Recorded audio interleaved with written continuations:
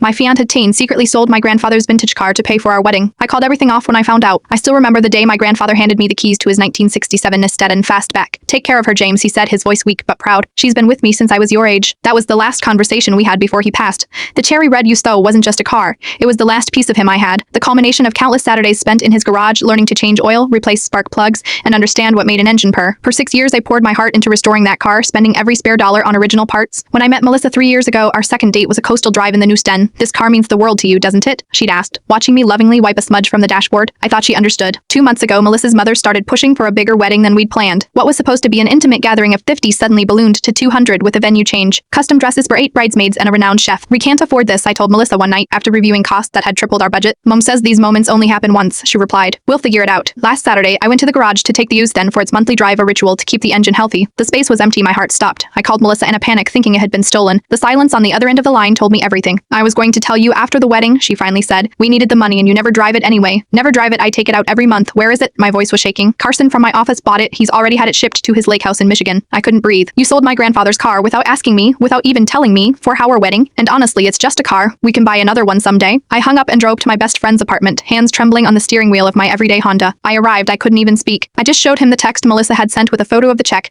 $68,500. She sold the Sten, I finally managed to say, to pay for the wedding her mother wants. Oh man. He sat down heavily beside me. What are you going to do? I knew immediately. I called Melissa and told her the wedding was off. She screamed, cried, then switched to cold fury. You're choosing a car over our future? No, I said quietly. I am choosing someone who would value what I hold dear over someone who would sell it without a second thought. Her mother called next, berating me for breaking her daughter's heart over an old piece of junk. When I didn't respond, she threatened to sue me for the deposits they'd lose. The check for the car should cover it, I replied before hanging up that night. I contacted Carson from Melissa's office. I explained what had happened, that the car had been sold without my knowledge or consent. His response surprised me. I wondered why she was so eager to complete the sale quickly and in cash, he said. I am sorry, man. If I'd known, I never would have bought it. He agreed to sell it back to me at the same price, but I'd already been living paycheck to paycheck helping to fund the wedding. I'd need time to save up. 2 days later, my phone rang with an unknown number. It was Carson's father. My son told me what happened, he said. When I was young, I had a 55 Chevy my dad and I restored. Lost it in a divorce. Never quite got over it. I'd like to help. He offered to transfer the car back to me immediately with a payment plan of whatever I could afford each month, no interest. Yesterday, I drove 3 hours to his estate to sign the papers and reclaim my grandfather's legacy. As I ran my hand over the familiar hood, Carson's father nodded knowingly. Some people will never understand. These machines carry our memories, he said. Find someone who does. Last night, Melissa left 30 voicemails demanding I reconsider. Her final message was different. I called the bank to stop payment on the check. You lost me. She's wrong. I didn't just get the car back. I got clarity about who I almost married and what kind of person I need in my life. Someone who understands that value isn't always measured in dollars, and love sometimes means protecting what matters to someone else, even if you don't understand why.